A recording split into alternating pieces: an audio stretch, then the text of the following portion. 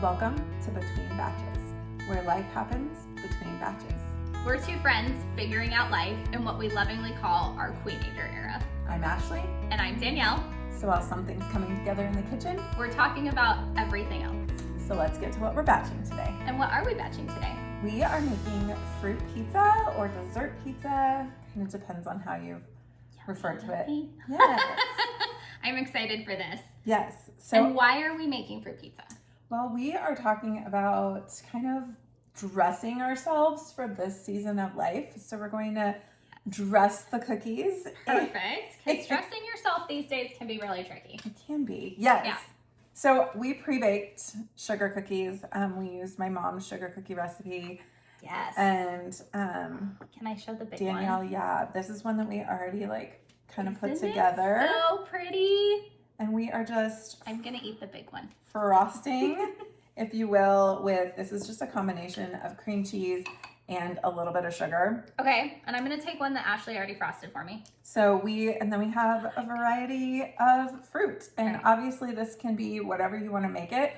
We have strawberries, blueberries, cuties, and kiwi because they're just a fun combination of colors. But you can really use whatever you want, right? You can use anything. And what sugar cookie recipe did you use? So I used my mom's sugar cookie recipe, and I will post the recipe. Obviously, we'll get it for you guys, but it is a softer, chewier cookie. It's like the Loft House cookies that you get at yeah, but they taste the way big better. box These stores. are way better. Yeah, like that same texture feeling. Yes, and it has sour cream. I like that. Yeah, or Greek yogurt. I always use Greek yogurt because that's what I typically have on hand. They seem to have held their shape really well too. Yes, they do. This is my kid's favorite recipe. And I've had several people from work always want the recipe too. So. And I added more frosting to mine because... Perfect. Well, now it's ready to accept the fruit. It's moist. It's moist. So We're just going to dress our cookies. Okay. I'm going to do some kiwi. I think pineapple would be good on this. Yes, pineapple. And my mom remembered when I was talking to her about these, my mom remembered the cream cheese mixture having some pineapple juice in it. Oh, that would be good. So yeah, you can obviously do whatever you want. Do it however you want. Make it your way. Have it your way. Yours that's pretty. Kind of prettier, but that's okay. Well, I mean. And these were really big blueberries from our store. The blueberries are huge. I'm really just being greedy because I like lots of fruit. That's okay. Less pizza, more fruit. Okay. So here's mine. I have all the fruit on it. It looks more like a fruit tart than a cookie. That's okay. All right, are we gonna try these? Let's try them. Cheers. Cheers. They're not the most elegant things to eat. If you were watching this and not listening to this, it's quite funny. And if you are listening, you should go watch on YouTube because my orange squirted when I took a bite into it. They're really good. That's really good. Oh my gosh. I love this cookie because it's not overly sweet. So when we use it for our Christmas cutout cookies, because even when the kids add all the things, it's okay. My mouth is full because I took a second bite because it's delicious. But awesome. All right, grab yourself a fruit pizza or a cookie or a fruit tart and meet us at the table. Meet us at the table.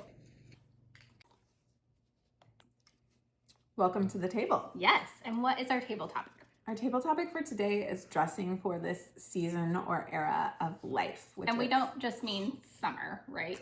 Right. That's why I added the of life for this Queenager era of life.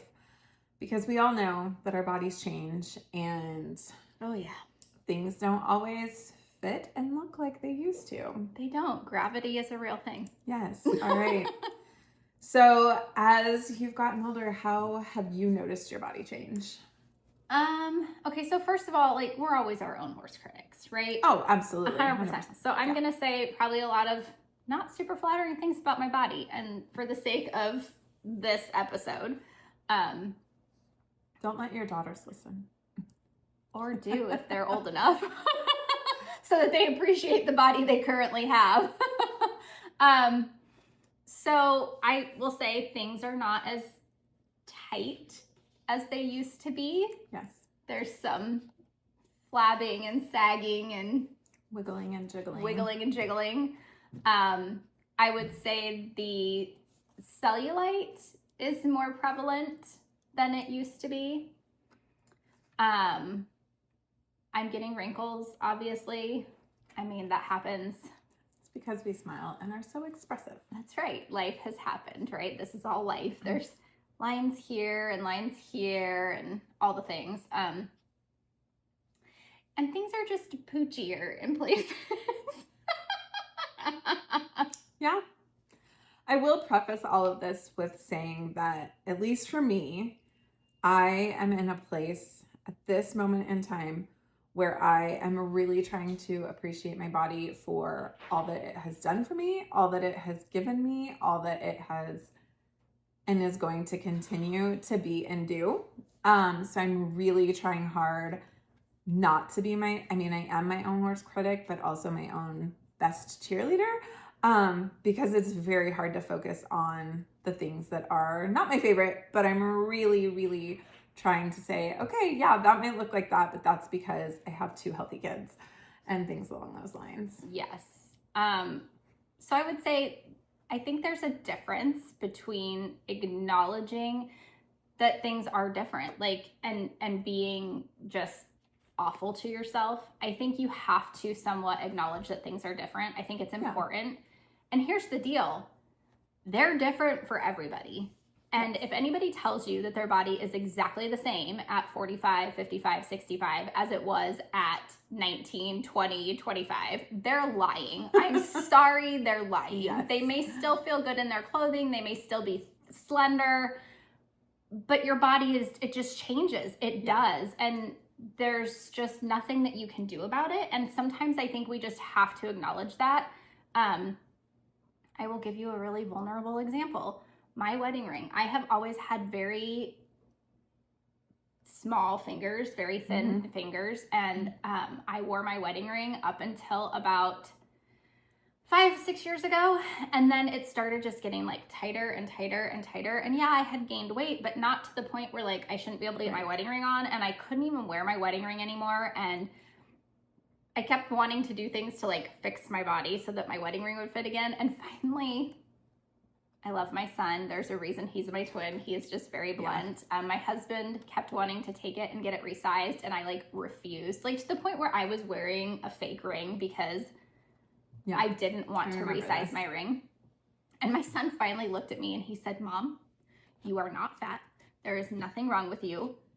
Your shape of your fingers has changed. And even if you did lose 20 pounds, your wedding ring still wouldn't fit. Let Dad fix it." And I was like, oh, like, dang it. Oh, but you know what? He's right. Yeah. He's right. Because in the last 6 years, my weight has gone up and my weight has gone down and my wedding ring still fits to the new size, and it has fit through all of that. It hasn't become too big when I've lost weight. It hasn't gotten too small. So I think you have to acknowledge that as you age, your body changes. Yeah, our bodies definitely change as we grow older. And I think it's about having the right mental approach to it, or whatever that is. And so that's part of why we wanted to talk about this, is because we know that everybody's bodies change. You know that everybody's bodies change. Yes.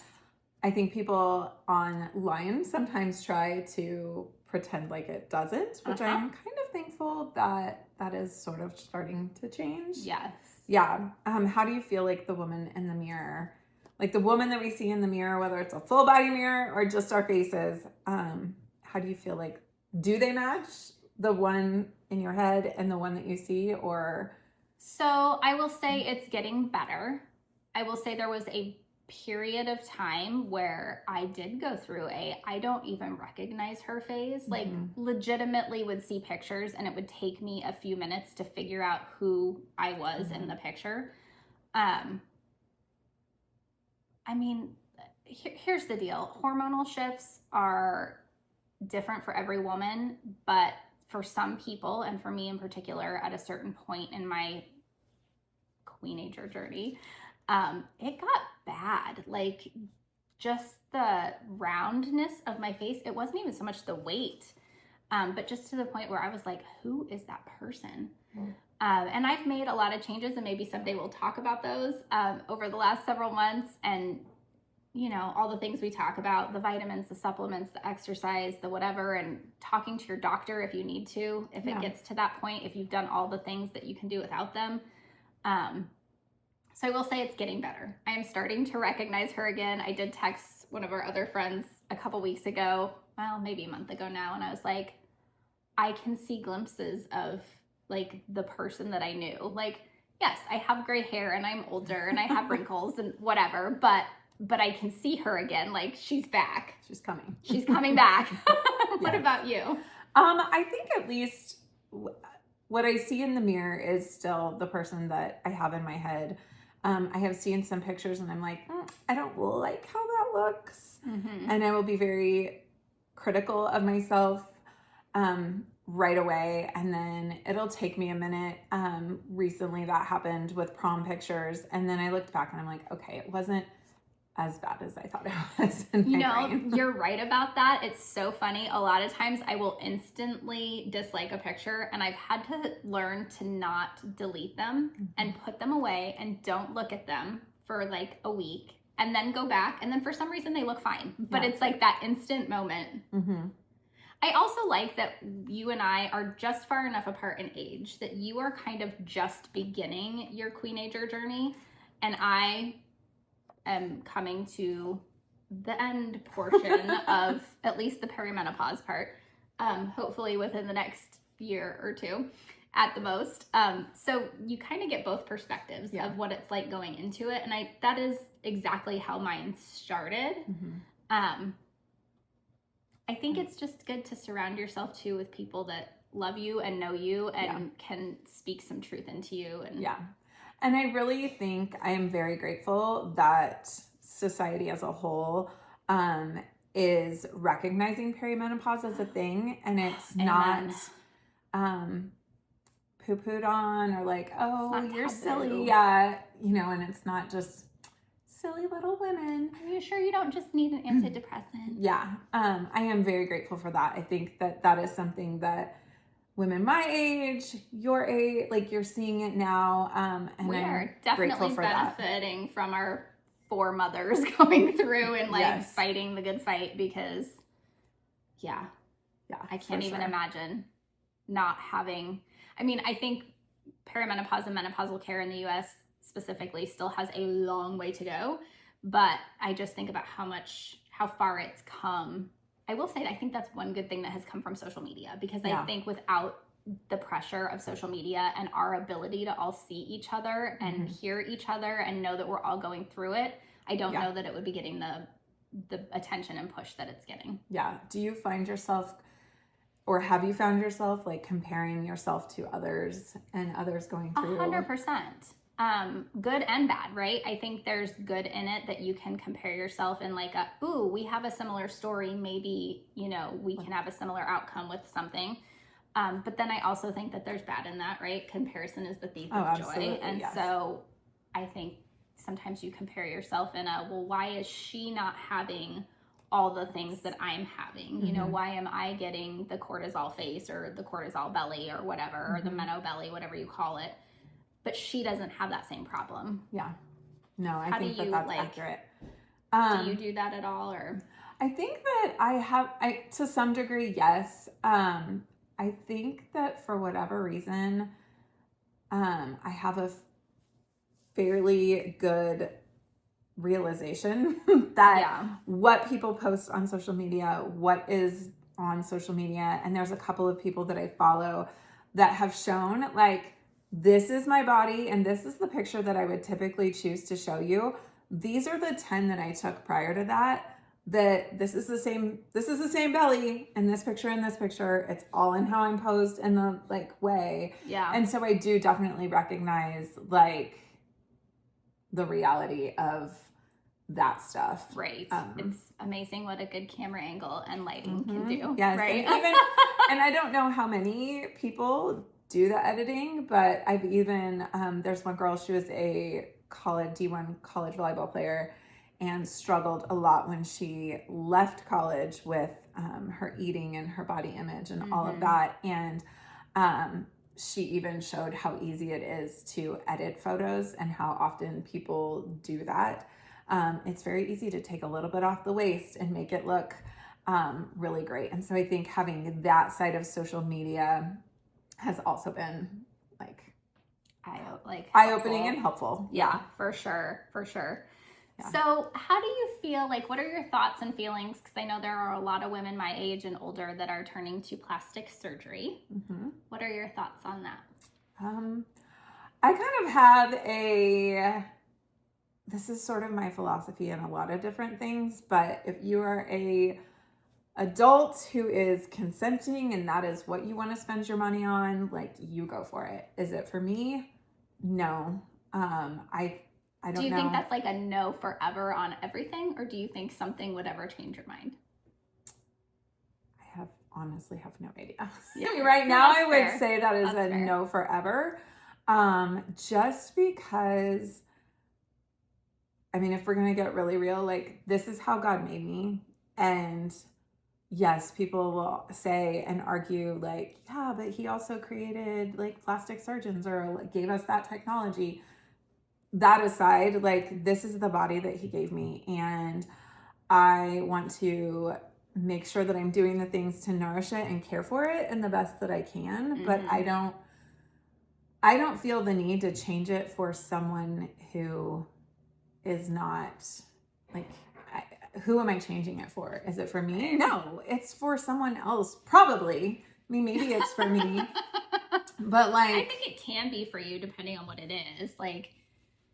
If you are that unhappy when you're looking at something in the mirror but here's my thing. Fixable. And I think that you know this about me. And I can't believe I'm going to say this on camera. I don't give a shit if you're happy. Happiness is a fleeting feeling. Very you need true. to find joy in who you are and in who God created you to be. And that is something that I feel very convicted about. And it isn't about how I look on the outside. I want to look good, don't get me wrong. And I want to make sure that my husband is attracted to me. Right. But I also need to be content in who God made me, because all of those things they cost money. And I think about where that money could go instead. Yeah.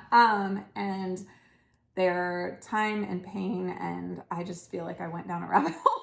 I think you did. I think she went down a rabbit hole of a whole plastic surgery topic that we probably need to do a whole nother I don't know, but episode for, because I think plastic surgery does have its place, right? There are people have accidents, people get things happen. A good friend of mine is a plastic surgeon. Yeah. And I definitely think that there's value for sure. Well, and I think about cancer, too, cancer, reconstruction, babies that are born with cleft palates. Yeah, absolutely. I even think about people who have maybe not done a great job of taking care of their bodies and then something convicts them and it changes them. And then they have all of this excess stuff. What do you do with it? That can cause its own problems. And so I think having that taken care of is a whole other there's I think that's so a many different other aspect of plastic surgery than when we're talking about just body a boob image. job, when we're talking about body image, I think most of us are thinking of the mommy makeover, the mommy makeovers, the facelifts. I don't necessarily take injectables to be in the same realm.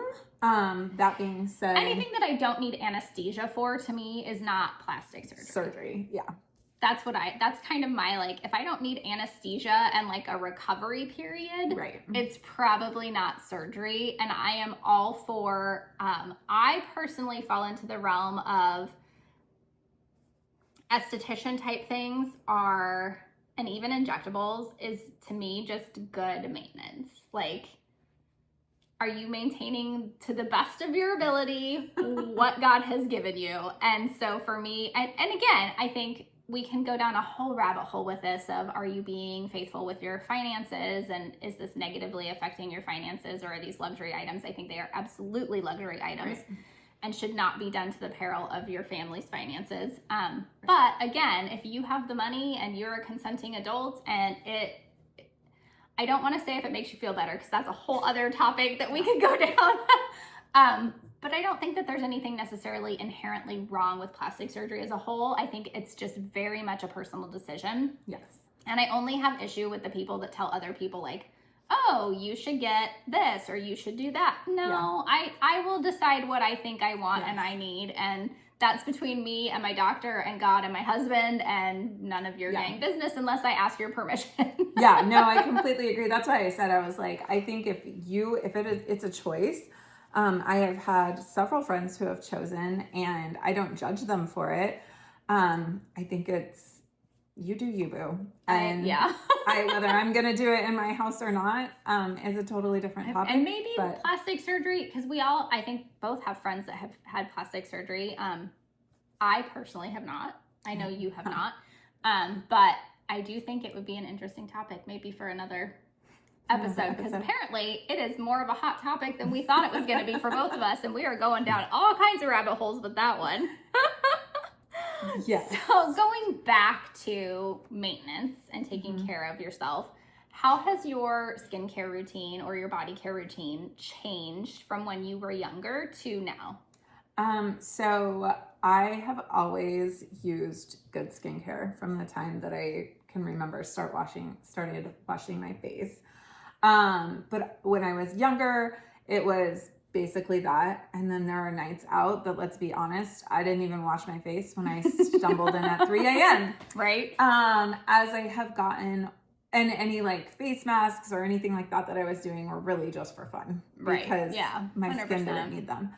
Now I have a pretty, I don't want to call it strict routine, but definitely a routine, and it incorporates my like microdermabrasion at home, different masks and peels, and definitely there's a routine. And every night, very much so, I am taking off any makeup, putting on the lotions and potions before I crawl into bed. How about you? You're a wizard, Harry. Yes. Lotions and potions reminded me. So definitely has changed. I will say, like you, my mom always instilled in me from a very young age good skincare. From estheticians or doctor's office or dermatologist's office, like always has been a big thing. Sunscreen, and she used to like tap my forehead and say, don't make faces, you'll get wrinkles. And we always tease her about that now, and just different things. And so when I was younger, I didn't listen so much, because when you're younger, you're invincible and you're never going to grow old and get wrinkles and be an old woman. And then as you get older, you're like, oh, maybe I should start actually paying attention. And so now I feel like my routine is pretty strict. I mean, something severely has to go wrong in the universe for me to not take my makeup off. Same. Before I go to bed. And then I am really good. Like, I wash my face morning and night. I do at-home microderm. I do in-office microderm. I do at-home face masks. I do in-office face masks. I do facials at home. I do in-office with my esthetician facials. I see a dermatologist twice a year, and nope, I guess I technically see her twice a year. I think I only have to see her once, but I just really... She does a full body check once a year. And so this is my little PSA. If you are not getting a full body check at our age, either one of our ages, find a great dermatologist and do it. Do it. Skin cancer is real and can have very bad consequences if left unchecked. But we do that. And then I always talk to her about my skin and what else I can be doing. I think she's probably sick of me a little bit, but God love her, she listens. And her skin always looks... Of course, I'm like, I know you're gatekeeping. I was going to say, they have access to all the things at a discount all day long. All the lotions and potions. Yes. And an in-office esthetician. So that's really helpful. If I went to work every day with an esthetician, Katie bar the door, I'd be like glowing all the time. But I think it just becomes more important, and you realize that your skin is the one thing that you have that it's the biggest organ in your body, guys. And you only get one set. And there is 0 plastic surgeons on the planet that can give you new skin. Yeah. And they can tuck it, pluck it, suck it, whatever, but they can't replace it. Sorry. Yeah. And I think that using a good quality skincare, yep. Again, like from the time I started washing my face, and still to this day, like retinol is a great friend, you guys. Huge. And I should say, we are not estheticians. We are not experts. We are not doctors. We are not. But I would say that we probably know more than the average person on the street. Only because we've self-educated. Oh, yeah, that's what I mean. Yeah, absolutely. But that is one area that God gave me the skin. I'm going to take care of it. And I definitely think, as Daniel said, like the injectables are different. Again, like, I mean, we've probably said this on different podcasts before, but everything in moderation, like, some of that stuff can go too far. And I think I don't know if it's a pet peeve really, but one thing that I have seen trending today is these kids, I'm going to use the word kids, but younger and younger, using things like retinol and the aggressive face masks and things like that. I'm like, you don't have a collagen problem. You are 12. Like literally, like I have seen girls my niece's age, which is like 8 and 10, like using all of these things on their skin, and there's no reason for it. Yeah. Again, they're fun. I think that's probably a little young, right? But I will say, I have heard from my dermatologist that she notices the women who start using those things in their 20s. Oh yeah, 20s so is not totally the different. second you turn 20, but in their 20s start using the retinols at the lower levels and things like that, and the vitamin C serums and I'm not talking about 20. All of that. I'm talking about like upper, like 5th grade. Yeah, I think that's a little young. Even in high school. Buy the Target special, the Walmart special, the Amazon special. Get used to doing the routine. I think there's benefit in that, especially when they're younger. Like, get used to doing some kind of skincare.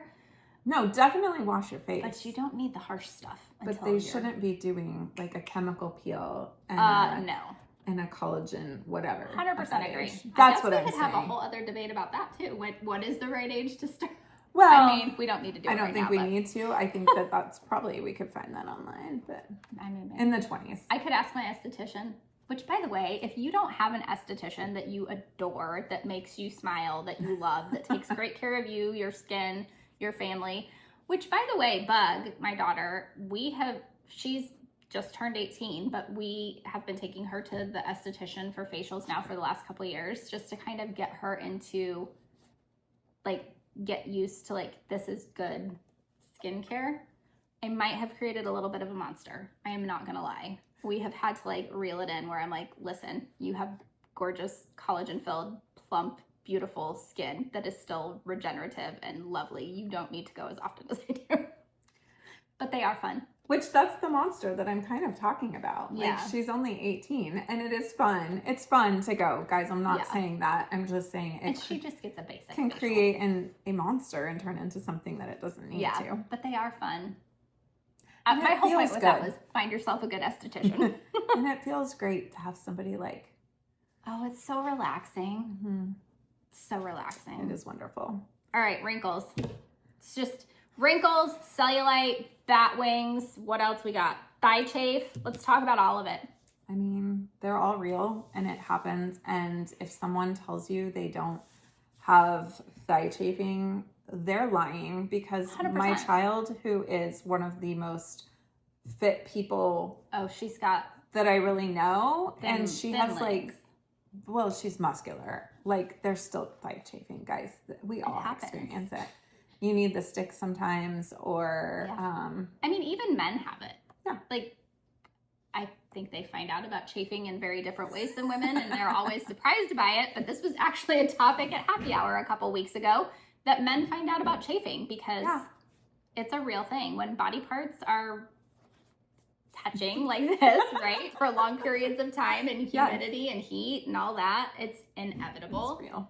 And it's becoming this, like, multi-million-dollar industry. It really is. With all of, like, the thigh protective shorts that are for things now, which, by the way, I'm totally buying in on. Have you tried them? No, I haven't. They're fantastic. Okay. Do it. Go to Target, go to the Walmarts, go to the Costco's, go online to your favorite one that sends you 4,000 advertisements in your feed. Inbox, yes. Buy some. They're amazing. Okay. I think I will be wearing them all summer. Okay. So speaking of all summer, what is your ideal summer outfit? And has that changed? So I have actually never really been a huge shorts fan. I think I'm one of those people that even when I was like in my most fit and I weighed like 95 pounds soaking wet, I'm very short, by the way. I didn't have an eating disorder or anything. I'm just very short. And I was in my late teens. I still had thicker thighs. Like I just do. Oh, the dancer. Yeah, probably. You have to be strong. Yeah, probably. And just genetics, right? I've never loved shorts. I went through a big skirt phase. And now other than the thigh chafing, which the magic shorts are fixing for me, dresses. They're one piece. There's no belting. I don't have to think about what else do I need to put together. I just throw on some sandals. They're cool. They breathe. They do breathe. And you can get a little breeze up there every once in a while. Yeah. How about you? I used to always wear shorts, jean shorts, athletic shorts. And I still do. Like when I am at home, I live in athletic wear, athleisure. Oh yeah, pretty much all the time. The most I dress up is when we do these. I do. I do love a great dress. And I think finding styles and colors that like fit my body and look good on me has been an adventure. But I really do like a good dress, and I'm with you on all the reasons. And I don't even find I haven't worn these fancy shorts. I'm gonna have to find them, I guess. Yeah, I love them. Yeah. I think they're great. Cellulite.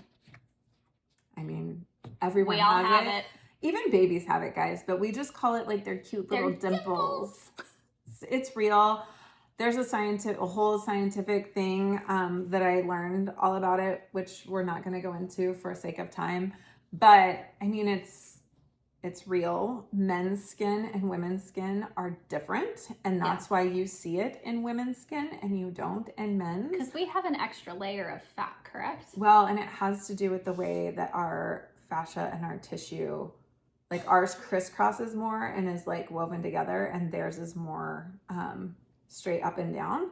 And so when the fat and stuff dimples out in our skin, you just see it more than you do in them. Well, there you go. Are there things that you have noticed on your own body make it more or less prevalent? No, it's pretty much just always there. What about you? Mine is always there, but I will tell you there is definitely some truth to hydration. I can tell when I'm dehydrated. It definitely seems to like look worse, appear worse. I get that it never goes away. It's always there.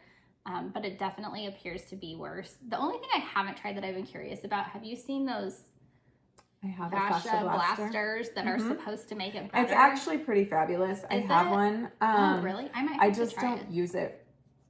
You have to, there's a whole protocol. That would be a whole nother like topic for another day. Okay. There's a whole protocol that you have to do with it, and I just have never found the time consistently to do it consistently. Yeah. Well, and I think with everything that we've talked about, with skincare, with facials, with retinols, with fascia blasting, whatever, that's what it is with all of them. It's like, what can you reasonably incorporate into your routine that you will do consistently? Because without consistency, none of it works. No. You can't use retinol once a month and have fabulous skin. Like that's just not. I think that's the lesson for today, you guys. Consistency. Consistency is key. All right. Yes. Okay, Danny. So shifting onto our next segment, what are you currently craving? Oh, well, speaking of hydration, which I was talking about when it has to do with your cellulite, I am currently in love with these. So this is Sports Research brand, which is like we love this brand. one of my favorite brands. Love it. But it is their Hydrate Electrolytes. This is the variety pack. I love it because you get all the flavors and they just come in these little packets. There's one for a glass of water or a bottle of water.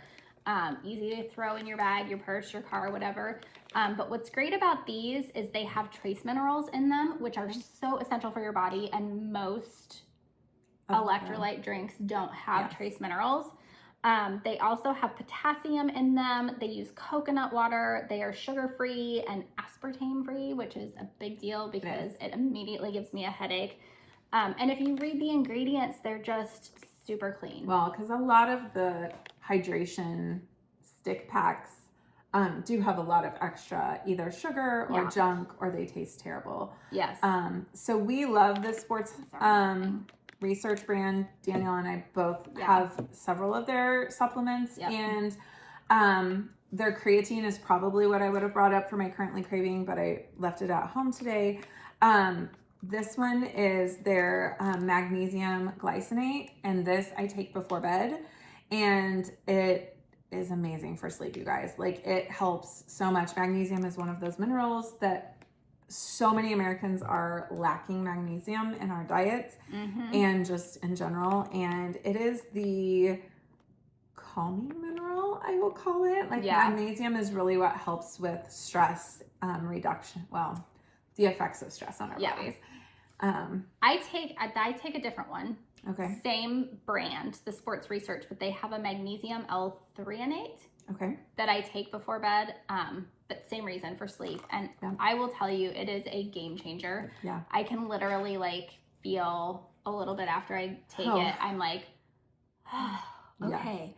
And I will often, I feel like we talked about this once, but my nighttime routine, I'll be reading and I'll start to okay, it's time to put the book away because I am getting sleepy. But so we will link both of these on our Pinterest page so you guys can go and find them. But they are fabulous, and we are not doctors, but these work for us, and we love them, and we want to share them with you. And we're not sponsored by them, but if they wanted to sponsor us, we would take it. Say no, because I think between the two of us, we use almost every product in there. We use a lot of them. We do. Yes. All right. Okay, so question on the table? Yes. So we have a question for you guys that we would love to know. Our question for you is, what's something you've had to relearn about confidence or having confidence in this particular season of life? What's something you've had to relearn to be confident about, Ashley, in your Queenager era? I mean, probably, it's funny that we say relearn how to be confident, because I feel like the confidence in this area has really just, anyway, I would say just with the person who I am in the mirror, because I don't even know that in my teens and 20s I was really that confident in who that girl was. Fair. So that's why I'm relearn maybe isn't the but that's what I'm learning, is to be confident in who I be. What about you? Similar. I think just, I don't know that I've ever had a super tremendous amount of confidence. And that could be a whole episode about why, because that's a rabbit hole. But I think just learning to have confidence in the way I'm dressed and who I am, and having that feeling when you walk into a room of, I'm allowed to be here. It's okay that I'm here. I can, that kind of thing. Agreed. But it's also freeing, I think, in your Queenager era, because you really start to, I mean, Ashley has said several times today, forgive a damn is busted. And so I think that is helpful in some cases, because yes, we need to care, but also not so much that it affects our confidence. Agreed. So tell us, what is the thing that you have relearned in this era? Or maybe learned for the first time, because perhaps we didn't ever have a lot of confidence. And if you have always had confidence and haven't had to relearn anything, please tell us what your secret is. But we would love to hear from you, so please comment below and let us know. We would love to chat with you. Yes, and if this has resonated with you, please like and subscribe, share it with a friend, and we will see you guys next time on the next batch. Yes, see you next week.